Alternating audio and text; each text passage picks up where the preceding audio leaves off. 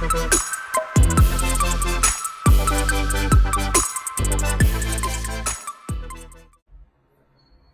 मित्रांनो, आता आपण आलोय पार्ट 4 वर, एपिसोड 4.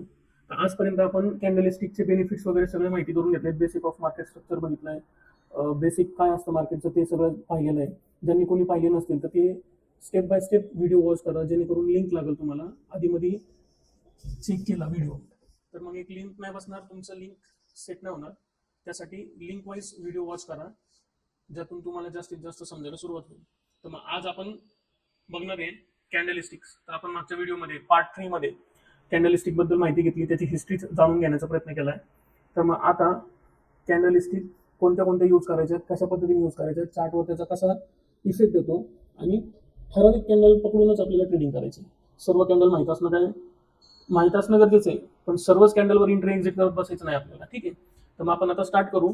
आणि त्याआधी जर का चॅनलला लाईक केलं नसेल, सबस्क्राईब केलं नसेल तर लाईक करा, सबस्क्राईब करा आणि शेअर करा जास्तीत जास्त मराठी लोकांपर्यंत, ज्यांना कोणाला मराठी लँग्वेजमध्ये बेसिक पासून ते ॲडव्हान्स पर्यंत शेअर मार्केट शिकायची इच्छा असेल त्यांपर्यंत. तर मित्रांनो, आता वेळ न घालवता आपण डायरेक्ट चालू करू आपला व्हिडिओ आणि लेक्चर. ठीक आहे, तर बघा, मार्केटमध्ये 3 सेंटिमेंट असतात. एक असतो बुलिश, एक असतो बेरिश आणि एक असतो साईडवेज. तर मी इथं किती दिले? 5. तर 5. मग 5 कसे तर लक्षात घ्या. एक सेंटिमेंट आहे बुलिश सेंटिमेंट, एक सेंटिमेंट आहे बेरिश सेंटिमेंट. बुलिश सेंटिमेंट मध्ये काय, मार्केट अप ट्रेंड जातो. बेरिश सेंटिमेंट मध्ये काय, मार्केट डाऊन ट्रेंड जातो. न्यूट्रललाच बोलतात साईडवेज. साईडवेज सेंटिमेंट म्हणजे मार्केट एका रेंजमध्ये रेंज बाउंड होतो. ठीक आहे, तर त्याच पद्धतीने आता चौथा सेंटिमेंट आहे न्यूट्रल प्लस बुलिश. म्हणजे काय, मार्केट साईडवेज जातो आणि एका रेंज ब्रेक करतो आणि अप ट्रेंडला जातो. त्याला काय बोलायचं, न्यूट्रल बुलिश. त्याच पद्धतीने सेम मार्केट साईडवेज जातो आणि एक रेंज ब्रेक करतो आणि डाऊन साईडला मुवमेंट देतो, त्याला म्हणायचं न्यूट्रल बेरिश. अशा पद्धतीने 5 सेंटिमेंट तुमच्या लक्षात असले पाहिजेत. मार्केटमध्ये बायर्स हा फक्त मुवमेंटमध्येच पैसे कमवू शकतो मित्रांनो. त्यासाठी काय करायचं, आपल्याला मुवमेंट पकडण्यासाठी चार्ट रिडिंग बेस्ट जमली पाहिजे. मग ती चार्ट रिडिंग कशा पद्धतीने जमणार आहे तुम्हाला, तर पहिलं सांगितलं होतं कॅन्डल मोस्ट इम्पॉर्टंट आहे. आणि ती कॅन्डल विनर तुम्ही चार्टमध्ये पाहायची म्हणून काय चालू आहे.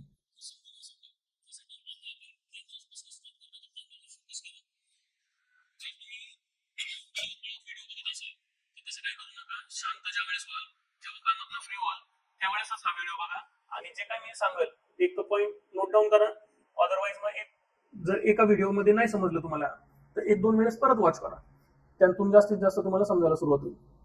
ठीक आहे, तर तुम्हाला मार्केट सेंटिमेंट कळले असतील. आता ह्या प्रत्येक मार्केट सेंटिमेंट मध्ये कॅन्डलचा उपयोग कसा करून आपल्याला एंट्री एक्झिट करायची ते आपण बघूया.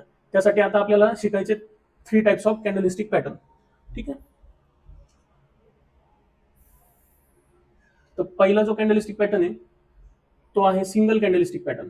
ठीक आहे, दुसरा आहे डबल कॅन्डलिस्टिक पॅटर्न आणि तिसरा आहे ट्रिपल कॅन्डलिस्टिक पॅटर्न. तर मग आपल्याला इथं एवढे सारे पॅटर्न दिलेत, यापैकी मला काय करायचंय, स्पेसिफिक पॅटर्न पकडायचे आणि त्या स्पेसिफिक पॅटर्नवरच ट्रेडिंग करायची. आता चार्ट मध्ये कॅन्डल्स बनत राहणार आहेत, तर प्रत्येक चार्टवर वेगवेगळ्या कॅन्डल बनत राहतात. तर मग आता एका दिवसामध्ये सपोज 2-3 कॅन्डलस्टिक पॅटर्न बनले एका चार्टवर, तर तुम्ही प्रत्येक चार्टवर एंट्री एक्झिट करत बसलेत तर तुमचे स्टॉप लॉस टार्गेट हे फ्लक्च्युएशन मध्ये राहणार आहेत. आणि ऍट दी एंड जो काही आपला ट्रेडिंगचा सायकोलॉजी ती हिट होणार आहे. त्याच्यासाठी काय करायचंय, स्पेसिफिक कॅन्डलस्टिक पकडायचं. जास्तीत जास्त डेटा माहित असणं गरजेचं आहे, पण कमीत कमी डेटावर काम करायला शिकायचं. का, तर जर तुम्ही ह्या सगळेच पॅटर्न रटत बसले आणि प्रत्येक चार्टवर तो पॅटर्न पकडत बसले तर तुमच्या एंट्री एक्झिट वाढणार आहेत. तुम्ही मोठे व्हाल ना व्हाल, पण ब्रोकरला नक्कीच तुम्ही मोठे कराल. त्यासाठी आपल्याला तो पण विचार करायचा आहे की मिनिमम ट्रेड प्लस हाय मोमेंटम ट्रेड पकडायचे. तर त्यासाठी मिनिमम डेटावर काम करायचंय, मॅक्झिमम डेटावर करायचं नाही. तर मग आता स्टार्ट करू आपण सिंगल कॅन्डलिस्टिक पॅटर्न, ज्यामध्ये आपण marubozu, hammer, doji, dragonfly doji आणि ग्रेव्हस्टोन दोजी असे 5 कॅन्डल्स पाहणार आहे.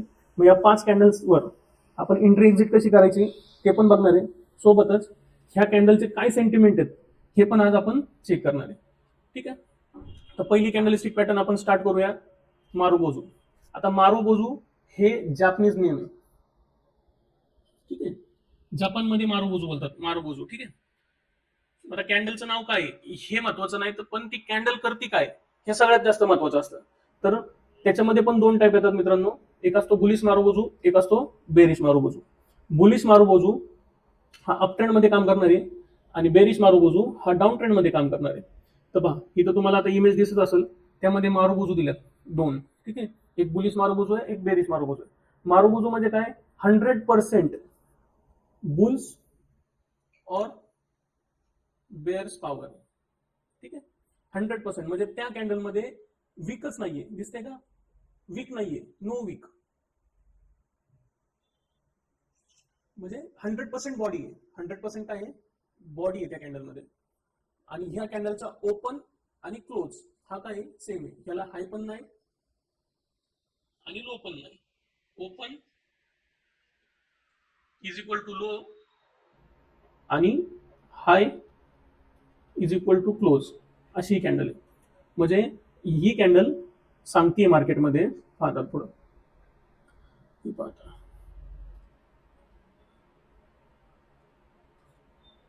ही कॅन्डल काय सांगते मार्केटमध्ये, त्याचं सेंटिमेंट पाहू आपण आता, ठीक आहे. पहा, तर ही कॅन्डल ज्या वेळेस बनती आणि ती लो पण लावत नाही, डायरेक्टच वरती जाती, आणि हाय पण लावत नाही, डायरेक्ट क्लोज होती. म्हणजे मार्केटमध्ये ही कॅन्डल 100% कोणाला सांगतं, तर मार्केटमध्ये 100% बुल्स अग्रेसिव्हली प्रेझेंट आहेत असं ही कॅन्डल सांगत असते.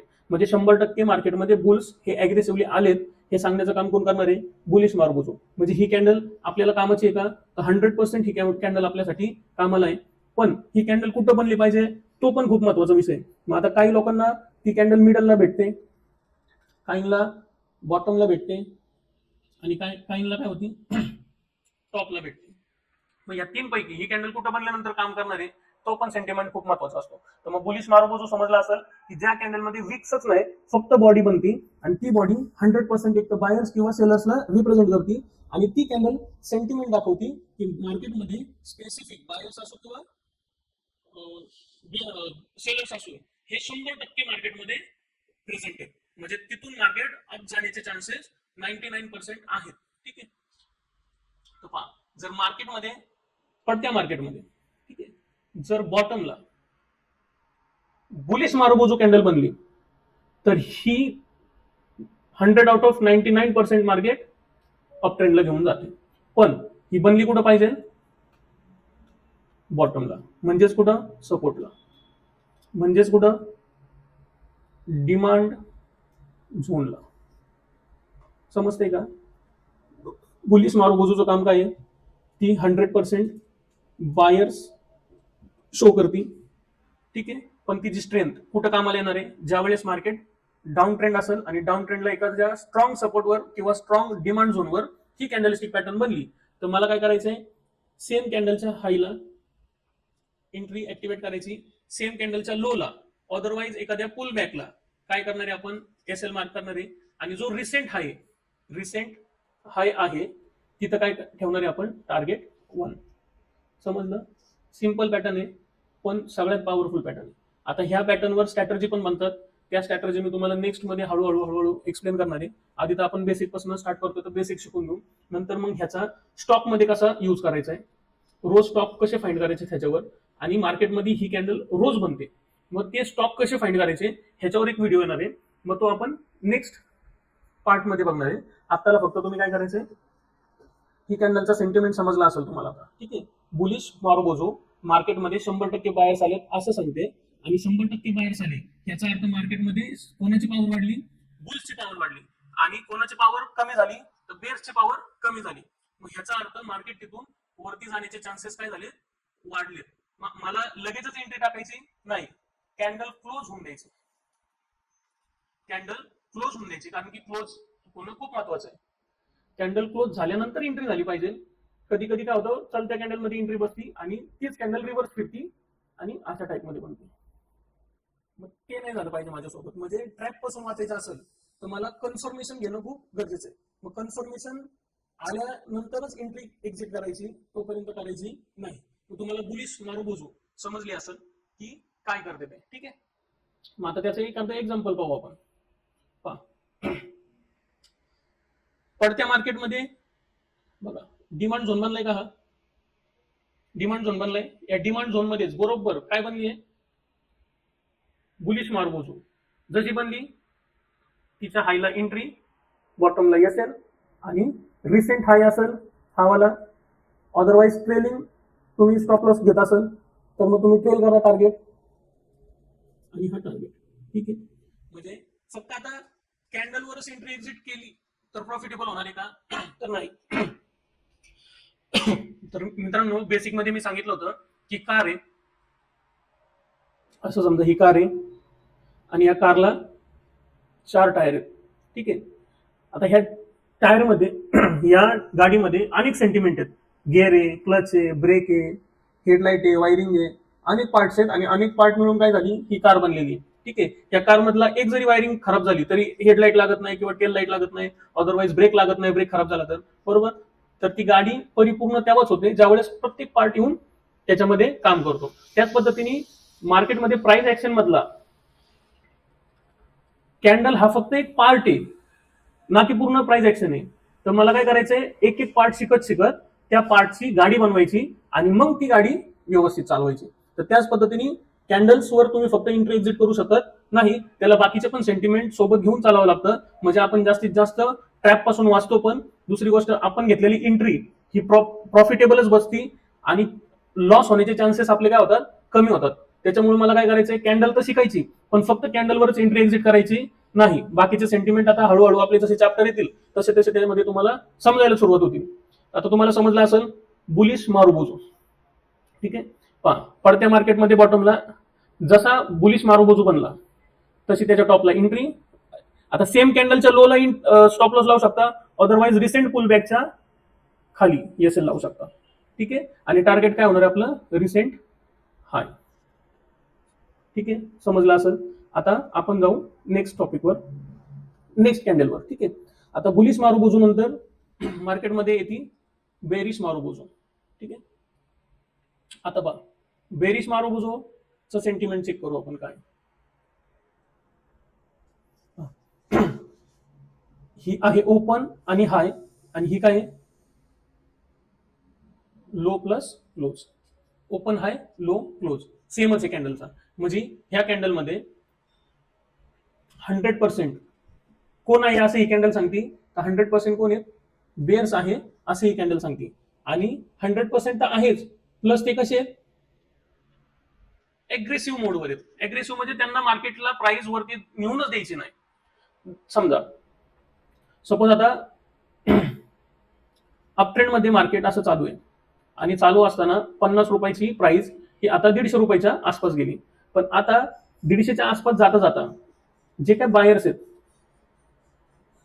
ते त्यांचं प्रॉफिट बुक करतील का, आहे ना. काही जण 60 रुपयावरच प्रॉफिट बुक करतील, काही जण 80 रुपयावर करतील, काही जण 100च्या आसपास करतील, काही जण 110च्या आसपास करतील. असं करत करत अख्खे बायर्स हळूहळू प्रॉफिट बुक करायला सुरुवात करतील.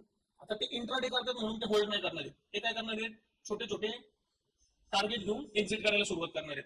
ठीक आहे. तर मग जसे जसे बायर्स प्रॉफिट घेऊन एक्झिट व्हायला सुरुवात होतील तसं तसं काय होईल, मार्केटमध्ये बायर्स पॉवर काय होईल, लो व्हायला सुरुवात होईल. ठीक आहे. बायर्सची जी पॉवर आहे, जी स्ट्रेंथ आहे ती कमी व्हायला सुरुवात होईल. जशी जशी ती कमी व्हायला सुरुवात होईल तसं तसं मार्केटमध्ये बेअर्स लोक त्याचा काय घेतील, फायदा घ्यायला सुरुवात करतील. आता बेअर्स लोक काय करतील, असे एक मोमेंटमचा वाट बघतील ज्या ठिकाणी रेजिस्टन्स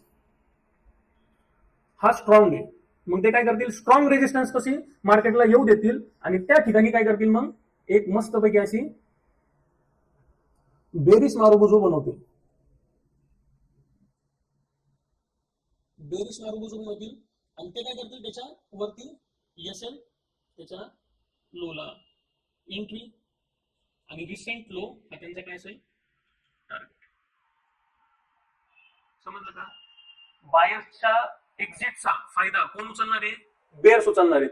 पण ते बेअर्स पण हुशार आहेत का, हुशार आहेत का, तर ते पण कुठेही एंट्री करणार नाहीत. कारण की त्यांना पण त्यांचे प्रॉफिट पाहिजेत, त्यांना पण एसएल नकोय, त्यांना पण टार्गेट पाहिजे. म्हणून ते काय करतील, वेट करतील अजून जास्तीत जास्त बायर्स पळण्यासाठी आणि ते अशा ठिकाणी एंट्री टाकतील, अशा ठिकाणी क्वांटिटी हेवी क्वांटिटीने एंट्री करतील ज्या ठिकाणी resistance otherwise supply zone supply zone हा स्ट्रॉंग आहे. आणि अशा ठिकाणी जर त्यांनी बेरिश मारुबुजू बनवली तर समजून जा त्या ठिकाणी मार्केटमध्ये बेअर्स हे एग्रेसिव्हली बसलेत आणि त्यांना 150च्या प्राइसच्या वरती मार्केटला जाऊ द्यायचं नाही. कदाचित त्यांचे 155च्या आसपास 160च्या आसपास काय असणार आहेत एसएल असणार आहेत आणि ते एसएल त्यांना हिट होऊन द्यायचे नाहीत.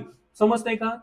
अशा पद्धतीने बेरिश मारुबुजूचा सेंटिमेंट समजला असेल तुम्हाला की मार्केटमध्ये बेरिश मारुबुजू काय सांगते. तर मार्केटमध्ये बेरिश मारुबुजू काय सांगते 100% bears power otherwise 100% bulls power. समजलं? म्हणजे मार्केट मधला किंग सध्याला कोण आहे हे दाखवण्याचं काम कोण करणार आहे बेरिश अदरवाईज बुलिश मारुबुजू. ठीक आहे. आता तुम्हाला सेंटिमेंट समजलंय बुलिश आणि बेरिश मारुबुजूचा. तर त्याचे एक्झाम्पल चार्टवर शोधायचा प्रयत्न करायचा आहे. Practice make man perfect. ठीक आहे. आणि प्रत्येक कॅन्डलचा क्लोज हा खूप इम्पॉर्टंट असतो. जोपर्यंत कॅन्डल क्लोज होत नाही तोपर्यंत तुम्हाला पण आणि मला पण माहिती नसतं की ती कॅन्डल कोणती बनणार आहे. त्याच्यामुळं गडबड न करता पळत्या ट्रेनमध्ये उडी मारण्यापेक्षा ट्रेनला प्लॅटफॉर्मवर येऊ द्या, ती थांबल्यानंतर एंट्री करा, मग तुम्ही बेनिफिट मध्ये राहाल. जर तुम्ही पळत्या ट्रेनमध्ये एंट्री टाकायचं पळत्या ट्रेनमध्ये घुसण्याचा प्रयत्न करसाल तर कदाचित स्टॉप लॉस येण्याचे अदरवाईज तुम्ही पडण्याचे चान्सेस काय होणार आहेत वाढणार आहेत. मग रिस्क पेक्षा कन्फर्मेशन मोस्ट इम्पॉर्टंट आहे. ठीक आहे. एक्झाम्पल बघू. हा चढत्या मार्केटमध्ये काय झालंय टॉपला बेरिश काय बनली मारुबुजू. असं समजा ही 50 रुपयाची प्राइस आहे आणि ही 150 रुपयाची प्राइस आहे. जसं 150 रुपयाची प्राइस आली तशी बेरिश मारुबुजू बनली आणि बेर्स लोकांनी सांगितलं की आता मार्केटमध्ये कोण कमांड हातात घेणार आहे तर बेर्स लोक हातात घेणार आहेत. कारण की ऑलमोस्ट बेर्स लोकांना भरपूर लॉस झालेला आहे. तर आता बेर्स लोक तो लॉस रिकव्हर करणार, सोबतच बुल्स लोकांनी पण प्रॉफिट घेऊन पळ काढलेला आहे हे सांगते बेरिश मारुबुजू. समजलं असेल? तसंच अजून एक एक्झाम्पल आहे. चढत्या मार्केटमध्ये टॉपला बनली का बेरिश मारुबुजू. तर बेरिश मारुबुजू जर चढत्या मार्केटमध्ये टॉपला बनली तर मला काय करायचंय त्याच्या लोला एंट्री, त्याच्या रिसेंट हायला स्टॉप लॉस आणि रिसेंट लोला त्याचं टार्गेट. समजलं असं बेरिश आणि बुलिश मारुबुजू. तर लक्षात ठेवा बेरिश आणि बुलिश मारुबुजू काय सांगतं पॉवर. कोणाची पॉवर? बुल्स आणि बेअर्स. समजलं? इम्पॉर्टंट कॅन्डल आहे, लक्षात ठेवायचे. आता ह्याच्यावर तुम्हाला मी मगाशी सांगितलंय स्टॉक मध्ये एंट्री एक्झिट कशी करायची ह्या कॅन्डलिस्टिक पॅटर्नवर स्टॉक मध्ये त्याची स्ट्रॅटेजी देणार आहे मी तुम्हाला एक. म्हणजे तुम्ही पण बेनिफिट मध्ये याल. ज्यांचे काही स्टॉप लॉस हिट झाले असतील लॉस झाले असतील ते पण बेनिफिट मध्ये याल. ठीक आहे. चला पुढे बघू. आता दुसरा पॅटर्न आहे हॅमर कॅन्डलिस्टिक पॅटर्न. आता हॅमर म्हणजे काय हातोडा. ठीक आहे. दिसती हातोड्या टाइप मध्येच पॅटर्न किंवा ह्याला पिन बार पण बोलतात. पिन बार म्हणजे काय? आता ही पिन सारखं कसं काम करते. जर एखादी पिन घेतली आपण आणि आपल्या हातावर टोचली तर आपला हात रिजेक्ट करतो का तिला, किंवा ती पिन असं बाजूला फेकतो का हात, का तर त्याला ती टोचली ना. तर मग त्याच पद्धतीने मार्केटमध्ये अशी कुठंतरी एक लेवल असती, त्या लेवल पाशी जास्तीत जास्त बायर्स किंवा सेलर ह्यांचे काय असतात स्टॉप लॉस असतात. मग त्या लेवल पाशी गेल्यानंतर बायर्स किंवा सेलर्सला ती प्राइस लॉस देईल. ह्यामुळं ती प्राइस बायर किंवा सेलर काय करतो पुश करतो. काय करतो पुश करतो. ह्याचा अर्थ ती प्राइस काय करतो रिजेक्ट करून टाकतो. त्यावेळेस जी कॅन्डल बनती तिला म्हणायचं हॅमर कॅन्डलिस्टिक पॅटर्न. ठीक आहे. हॅमर मध्ये काय असतो एक लॉंग विक असती, एक छोटी बॉडी असते. ठीक आहे. आता त्याची विक किती असली पाहिजे त्याच्या बॉडीचा डबल असली पाहिजे. ठीक आहे. बॉडीचा डबल त्याची विक असली पाहिजे. हॅमर कॅन्डलस्टिक जेव्हाच बनवून त्यावेळेस त्याची जी बॉडी आहे त्याच्या बॉडीच्या डबल त्याची विक असणार आहे. ठीक आहे. आता हॅमर मध्ये कलर मॅटर होत नाही. ठीक आहे. आता हॅमर शिकण्यासाठी 1 तास लागेल कारण की हॅमरचा सेंटिमेंट जबरदस्त आहे आणि हॅमरला एकदम डायग्रामॅटिक प्लस चार्टमॅटिक समजावं लागतं. आता हिथं एवढं शक्य नाही की एवढ्या वेळ लेक्चर घेण्याचं. तर आपण शॉर्टकट मध्ये बघू की कशा पद्धतीने आपण ह्याला टॅकल करणार आहे. ठीक आहे. आता बेरिश हॅमर काय आहे फक्त विक काय येणार बुलिशची खालतून येणार आहे आणि बेरिशची काय येणार आहे वरतून येणार आहे. बस कॅन्डल तर सेम असणार आहे, कलर पण सेम असणार आहे, फक्त विक मध्ये फरक येणार आहे. बेरिशचा विक हा अप साईडला असणार आहे म्हणजे हायच्या बाजूनी आणि बुलिशचा विक आहे तो लोच्या बाजूने असणार आहे. ठीक आहे. मग आता सेंटिमेंट बघू त्याचा. बघा बुलिश हॅमर,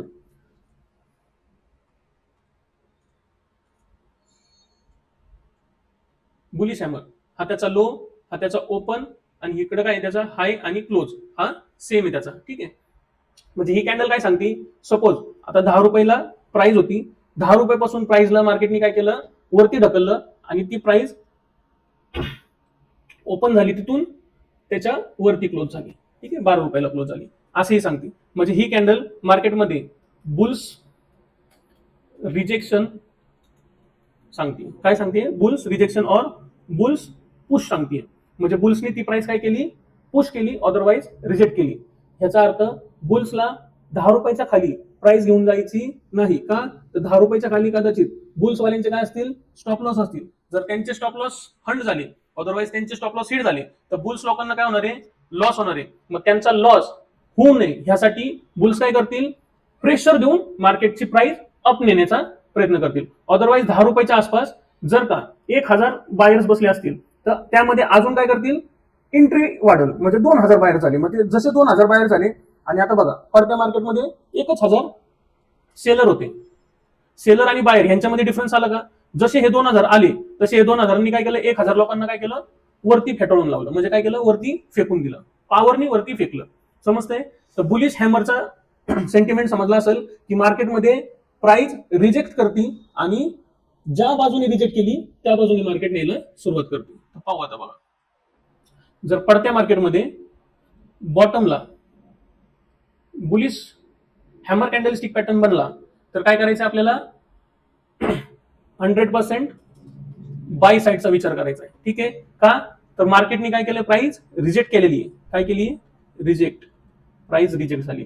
बुल्सने काय केली, प्राइस रिजेक्ट केली आहे. ठीक आहे, मग मला काय करायचंय, कॅन्डलच्या हायला एंट्री टाकायची, आणि लोला त्याचा एसएल टाकायचा, आणि रिसेंट हाय हा त्याचा काय असणार आहे, टार्गेट असणार आहे. समजते. आता हा बनलाय ग्रीन कलरचा. ठीक आहे, त्यामुळे आपण डायरेक्ट एंट्री घेतली. पण सपोज ह्याच ठिकाणी आता रेड हॅमर बनला असतं, तर काय करायचंय, आता मी तर आधी बोललो कलर मॅटर करत नाही, बरोबर.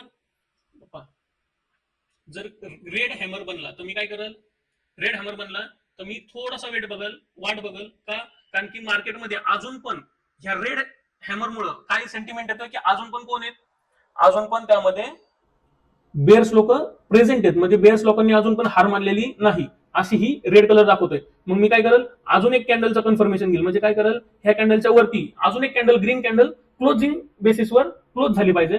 त्यावेळेस मग मी काय करेल, ह्याच्या सेकंड कॅन्डलच्या वरती एंट्री टाकल, आणि सेम कॅन्डलच्या लोला एसएल टाकल. समजलं का, रेड आणि बुलिश मध्ये काय फरक आहे. जर ग्रीन हॅमर आला तर 100% कॅन्डलवर बाय. पण जर रेड हॅमर आला तर 90% चान्सेस आहेत तो रिव्हर्स फिरल. त्यामुळं कन्फर्मेशन घ्यायचंय मला. ठीक आहे, समजलं असेल आता रेड आणि ग्रीन यामध्ये काय करायचंय मला. ठीक आहे, मला काय करायचंय, मार्केटमध्ये पैसे तर कमवायचे, पण कन्फर्मेशनवर आणि हेडेक फ्री पैसे कमवायचे. एंट्री टाकल्यानंतर मिनिमम थोडा वेळ तरी काय होईना बसलो पाहिजे मार्केटमध्ये, अशा पद्धतीने एंट्री घ्यायची. नाहीतर काय होतं, एंट्री घेतली की लगेच एक्झिटवर बटन असतं, लगेच एंट्री टाकली सेकंड पण नाही की एक्झिट करते ते. मग त्याने काय होतं, इमोशन्स कंट्रोल होत नाहीत, आणि इमोशन्स हिट व्हायला सुरुवात होतात. मग अशा सिच्युएशननी काय होतं, जास्तीत जास्त गॅमलिंग व्हायला सुरुवात होती. त्यामुळे काय करायचंय, एंट्री घेतानाच अशी घ्या की एकदम परफेक्ट घ्या, ज्यातून काय होईल, तुम्ही मार्केटमध्ये बसायला सुरुवात करसाल. मग भले तुम्ही महिन्यातून 5च ट्रेड घ्या, पण कन्फर्मेशन वाले घ्या, आणि असे ट्रेड घ्या की ज्यातून तुम्हाला कॉन्फिडन्स बिल्ड होईल, ना की तुम्ही डिमोटिवेटेड व्हाल. समजतंय. बुलिश आणि बेरिश हॅमर समजला असेल तर त्याचं हे एक्झाम्पल. ठीक आहे, पडत्या मार्केटमध्ये बॉटमला काय बनलाय, बुलिश हॅमर कॅन्डलस्टिक पॅटर्न, त्याच्या हायला एंट्री एसएल त्याच्या बॉटमला, आणि रिसेंट हाय त्याचं टार्गेट. ठीक आहे, हा अजून पण सांगतोय, पूर्ण व्हिडिओ व्यवस्थित बघायचा आहे. पहिल्यापासून जे काही एपिसोड दिलेत ते सगळे व्यवस्थित बघत बघत मग या. आणि अजूनही सांगतोय की फक्त कॅन्डलवर मार्केट चालत नाही, तर त्यासोबत आपल्याला अजूनही काही गोष्टींची जोड द्यायची.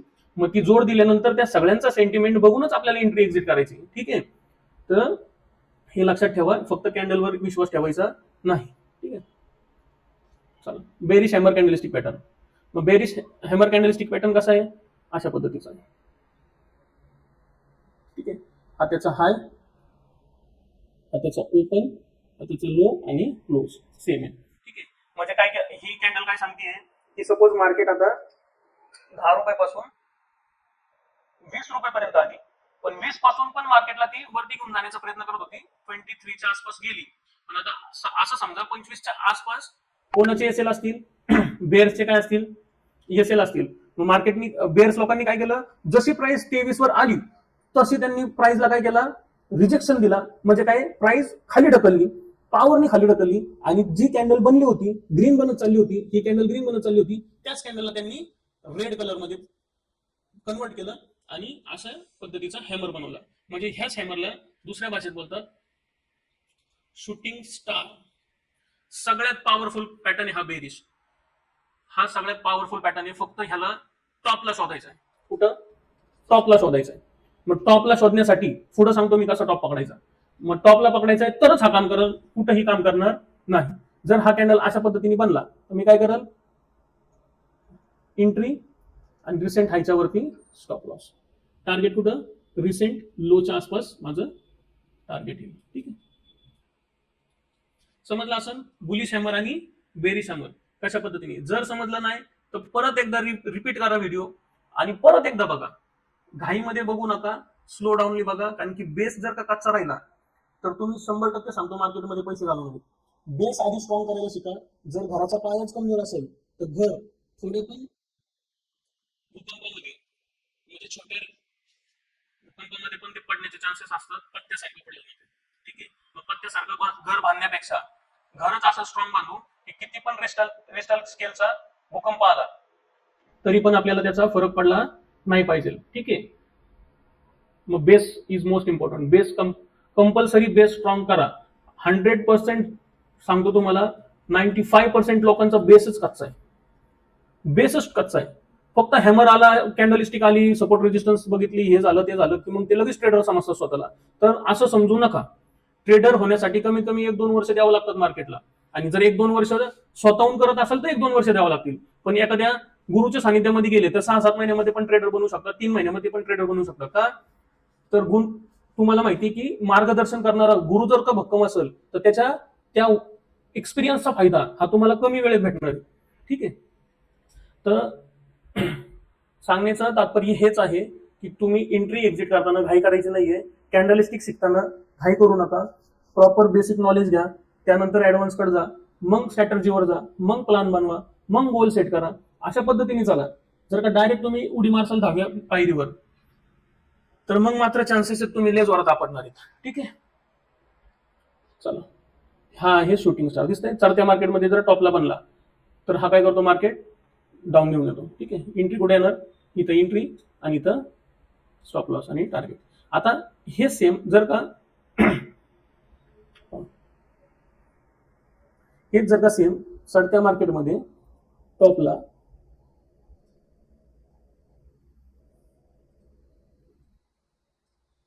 चढत्या मार्केटमध्ये टॉपला ग्रीन बुलिश कॅन्डलस्टिक पॅटर्न बनला तर काय करायचंय मला, तर मग मगाशी जो सेंटिमेंट सांगितला सेम सेंटिमेंट आहे.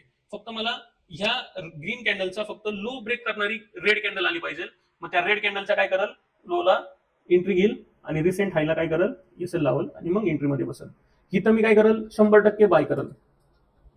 पण इथं काय करल, कन्फर्मेशन घेईल देन बाय. समजलं दोघांमध्ये फरक? रेड आला टॉपला तर डायरेक्ट बाय, ग्रीन आला तर थोडंसं कन्फर्मेशन घेऊन एंट्री. ठीक आहे, आता बघूया आपण दोजी. ठीक आहे, मार्केटमध्ये दोजी काय करते, दोजी सांगत असती कन्फ्युजन. कन्फ्युजन म्हणजे काय, बायर अँड सेलर हे काय आहेत, दोघं पण सेम पॉवर मध्ये आहेत ना. बायर प्राइस डाऊन जाऊन सॉरी बायर प्राइस वरती जाऊन जाण्याचा प्रयत्न करतोय, पण सेलर काय करतोय, प्राइस वरती जाऊन न देता डाऊन साईडला आणण्याचा प्रयत्न करतोय. याचा अर्थ बायर आणि सेलर हे दोघं पण कन्फ्युज आहेत की मार्केटला कोणत्या डायरेक्शनने घेऊन जायचे. मग ह्या डायरेक्शन मध्ये काय होतं, ह्या दोघांच्या भांडणामध्ये कॅन्डल क्लोजिंगच्या वेळेस अशा पद्धतीची कॅन्डल बनती ज्यातून हाय साईडनी पण आणि लो साईडनी पण काय येतो, रिजेक्शन येतो आणि एक छोटी कॅन्डल बनती, म्हणजे छोटी बॉडीची कॅन्डल बनती. त्याला म्हणायचं डोजी कॅन्डलस्टिक पॅटर्न. आता ह्या कॅन्डलचा सेंटिमेंट काय आहे, तर ह्या कॅन्डलवर बाय सेल कधीच करायचं नाही. ही कॅन्डल सांगती की एंट्री घेऊ नको, वेट अँड वॉच. ही कॅन्डल काय सांगती, एंट्री घेऊ नको, वेट अँड वॉच. वाट बघ मार्केटमध्ये बायर नाही तर सेलर जिंकण्याची. दोघं पण पॉवर मध्ये सेम आहेत, दोघांना पण मार्केट एक तर वर घेऊन जायचं नाही तर खाली घेऊन जायचंय. दोघं पण एकमेकांचं ऐकत नाहीत, ते दोघं पण एकमेकांच्या जिद्दीला पेटलेले आहेत आणि दोघांना पण मार्केट त्यांच्याच डायरेक्शनने न्यायचंय. त्याच्यामुळं ह्या दोघांपैकी कोण हारतंय, एक तर पहिला बायर हरू दे नाहीतर सेलर हरू दे, मगच मार्केटला एंट्री एक्झिट कर. तसं करू नको. म्हणजे समजलं का दोजीचं किती इम्पॉर्टन्स आहे. दोजी कॅन्डलस्टिक काय करते, दोजी कॅन्डलस्टिक सांगते की मार्केटमध्ये थांबायला शिक. जशी दोजी कॅन्डलस्टिक येईल बघा, आता सपोज अशी प्राइस आहे, ही प्राइस आहे अशी अप चालली, जाता जाता कॅन्डल अशी बनत चालली, ठीक आहे, दोजी बनत चालली, वीक वाढत चालल्यात. तर ह्याचा अर्थ मार्केटमध्ये काय होत चाललंय, ह्याचा अर्थ मार्केटमध्ये बायर्सची पॉवर आहे ती काय होत चालली, लो होत चालली. ह्याचा अर्थ मार्केटमध्ये दोजी कॅन्डल काय सांगते, बायर्स पॉवर काय होत चालली, लो होत चालली. आणि बायर्स काय करतात, प्रॉफिट बुक करायला सुरुवात केली. मग जशी जशी ही दोजी बनत जाईल तसं तसं मार्केटमध्ये काय होतं, बेअर्स ऍक्टिव्ह व्हायला सुरुवात होतात आणि एक बेअर्स अशी मारोबुजू बनवतो. त्याच पद्धतीने मार्केट डाऊन येतं. समजलं का? म्हणजे दोजीचा सेंटिमेंट हा खूप महत्वाचा आहे.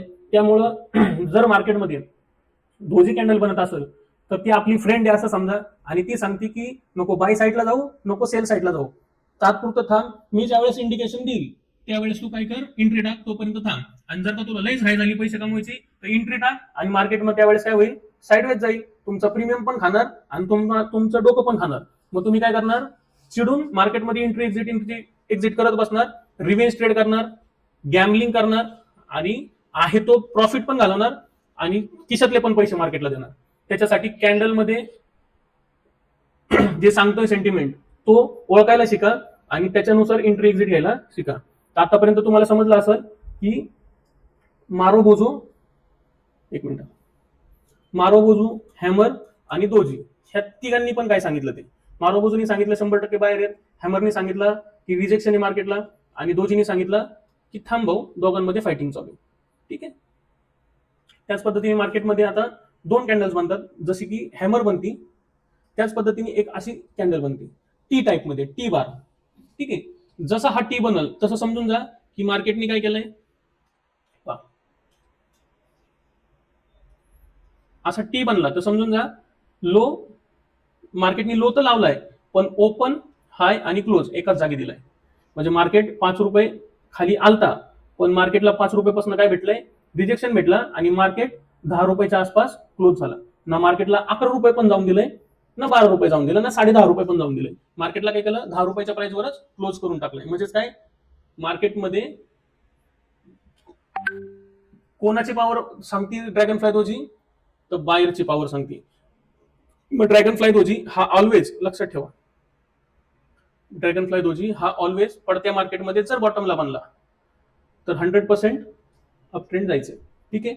म्हणजेच ह्याचा सेंटिमेंट आता समजला असेल. सेम हॅमर आहे, फक्त हॅमरला काय होतो, ओपन हाय क्लोज हा वेगळा आहे, पण ह्याच्यामध्ये काय, ओपन हाय क्लोज हा सेमच आहे. ठीक आहे. त्याच पद्धतीने ग्रेवस्टोन दोजी काय करतोय, चढत्या मार्केटमध्ये जर का उलटा टी बनला, चढत्या मार्केटमध्ये जर का उलटा टी बनला तर समजून जा की मार्केटमध्ये 10 रुपयाच्या लेवलपासून काय आली, रिजेक्शन आली. कोणी रिजेक्शन केली, सेलरने रिजेक्शन दिलाय, आणि मार्केटला काय केलंय, 5 रुपयाच्या लेवलपाशी घेऊन आला आणि तिथंच क्लोज केला. म्हणजे ओपन, लो आणि क्लोज हा काय सेम आहे. दिसतंय का? तर मार्केटमध्ये चढत्या मार्केटमध्ये जर टॉपला हा ड्रॅगन फ्लाय दोजी बनत असेल तर काय करायचं, आपल्याला बेअर साईडचा एंट्रीचा चान्स घ्यायचा आहे, ना की बाय साईडचा घ्यायचा आहे. ठीक आहे. पडत्या मार्केटमध्ये बॉटमला बनलाय. आता हे एक्झाम्पल तुम्हाला शोधायचे चार्टवर, रिसेंट चार्ट कॅन्डलस्टिक पॅटर्न शोधायचे. म्हणजे काय होतं, जेवढे तुम्ही हे चार्ट शोधायला सुरुवात कराल त्यावरून तुम्हाला सेंटिमेंट येईल की ड्रॅगन फ्लाय दोजी किती वेळेस बनला आणि किती वेळेस त्यांनी टार्गेट दिला आणि किती वेळेस त्यांनी स्टॉप लॉस दिला. मग तो कुठं बनल्यानंतर काम करतोय, कुठं बनल्यानंतर काम करत नाही. आता हे काम काय शोधण्याचं काम तुमचं आहे. तर तुम्ही काय करायला पाहिजे, चार्टवर गेले पाहिजेत, स्टॉकचे चार्ट काढा, निफ्टीचे चार्ट काढा, किंवा प्रत्येक कोणत्या पण इंडेक्सचे चार्ट काढा, कोणत्या पण स्टॉकचे चार्ट काढा. अदरवाईज जे कोणी फॉरेक्स करत असेल त्यांनी पेअर्स मधले चार्ट काढा, गोल्ड चार्ट काढा, क्रिप्टोचे चार्ट काढा आणि त्यामध्ये बॅक टेस्टिंग मिनिमम 1 वर्ष आधी जा आणि 1 वर्ष आधी जाऊन काय करा, हे सगळे पॅटर्न कुठं बनले होते आणि कुठं बनल्यानंतर कशा पद्धतीने यांनी टार्गेट दिलंय ह्याचं फक्त काय करायचंय, ऑब्झर्वेशन करायचंय. जेवढं जास्त ऑब्झर्वेशन कराल तेवढा जास्त चार्ट समजायला तुम्हाला सुरुवात होईल आणि जेवढा जास्त चार्ट समजेल तेवढा जास्त तुमच्या एंट्री आणि एक्झिट कमी होणार आहेत. का तर एंट्री त्यावेळेसच बसन ज्यावेळेस 100% बाईंग आहे किंवा 100% सेलिंग आहे, आणि एक एंट्री ज्यावेळेस बसणार नाही ज्यावेळेस ते बाईंग नाही, कारण की मार्केट कधी कधी ट्रॅप करतं किंवा फसवतं. ठीक आहे, मग ह्या काही गोष्टी शोधायच्या असतील तर तुम्हाला पण कष्ट घ्यावा लागेल. विदाऊट कष्ट मार्केटमध्ये कोणालाच पैसे भेटत नाही. आणि जर हे तुम्ही कष्ट केलं तर नक्कीच सांगतो की मार्केट असा रिवॉर्ड देईल तुम्हाला की तुम्ही पण स्वप्नात विचार केला नसेल अशा पद्धतीने तुम्हाला रिवॉर्ड भेटेल. आणि तुम्ही बघत असताना तर युट्यूबला अनेक ट्रेडर त्यांचे प्रॉफिट टाकतात. मग ते कशामुळे, त्यांनी पण तेवढं कष्ट घेतलेलं आहे, त्यांनी पण त्याच्या पाठीमागे तेवढी बॅक टेस्टिंग केली, चार्ट रिडिंग केली, तेव्हा जाऊन त्यांना ते प्रॉफिट व्हायला सुरुवात झाली. अचानकच त्यांना लगेच काय त्यांचा राहू की तू एकदम स्ट्रॉंग झाला मग त्यांना प्रॉफिट झाला असं नाही. कोणता पण ग्रह त्यावेळेसच तुम्हाला सपोर्ट करेल ज्यावेळेस तुमचं कष्ट करायची तयारी असेल. कष्टाशिवाय फळ येत नाही. निस्ती जमिनीमध्ये बी लावलाय आणि बी लावून निसतच रात्री देवाला हात जोडतोय आणि रात्रीभर स्वप्नामध्ये विचार करतोय की आता जो बी लावलाय त्याला मस्तपैकी झाडीन आणि मग त्याला लय आंबे येतील आणि मग आता मी ते आंबे काय करेल बाजारात नेहमी करेल, मी लखपती बनेल. असं होणार नाही. बी लावल्यानंतर त्याला खत पाणी पण करावं लागतं, त्याची निगा पण ठेवावी लागते. हळूहळू हळू त्याचं अंकुर फुटतो, मग त्याचं रोपटं होतं, मग त्याचं खोड होतं, मग त्याचं झाड होतं, मग त्याला पालवे फुटतात आणि मग फळं येतात. म्हणजे झाडाची पण प्रोसेस एवढी मोठी आहे. मग त्याच पद्धतीने शेअर मार्केटची पण प्रोसेस आहे. तुम्ही फक्त हे थोड्या थोड्या गोष्टी शिकल्या आणि एखादी स्ट्रॅटेजी घेऊन प्रॉफिट करायला बसले तर प्रॉफिट होणार नाही. त्यासाठी तुम्हाला पण एक बीज लावावे लागेल आणि ते ज्ञानाचं बीज लावून हळूहळू त्याच्यामध्ये इम्प्रुव्हमेंट करावं लागेल. त्यानंतरच तुम्ही प्रॉफिटेबल ट्रेडर बना. ठीक आहे, आतापर्यंत तुम्हाला सिंगल कॅन्डलस्टिक पॅटर्न समजले असतील. अशा पद्धतीने आपण आता काय करू, इथंच हा व्हिडिओ स्टॉप करू आणि नेक्स्ट व्हिडिओमध्ये आपण पाहू डबल कॅन्डलस्टिक पॅटर्न. तोपर्यंत तुम्ही ह्याचा प्रॅक्टिस करा, ह्याचे चार्ट शोधायला सुरुवात करा आणि जास्तीत जास्त लाईक करा, सबस्क्राईब करा आणि हा व्हिडिओ जास्तीत जास्त शेअर करा. ठीक आहे मित्रांनो, थँक्यू. आपण आता इथं थांबू आणि नेक्स्ट पार्टमध्ये आपण ज्या वेळेस second candlestick double candlestick pattern बघू किंवा ट्रिपल कॅन्डलस्टिक पॅटर्न होईल, हा पूर्ण लेक्चर झाल्यानंतर मग मी शोधलेले जे चार्ट आहेत ते चार्ट तुम्हाला दाखवणार आहे की लाईव्ह मार्केटमध्ये कशा पद्धतीने हे कॅन्डल्स बनल्या आणि ह्यांनी कशा पद्धतीने एंट्री एक्झिट आपल्याला दिल्या. ठीक आहे, तर थांबू आपण आता इथंच. धन्यवाद. भेटू आपण नेक्स्ट व्हिडिओमध्ये.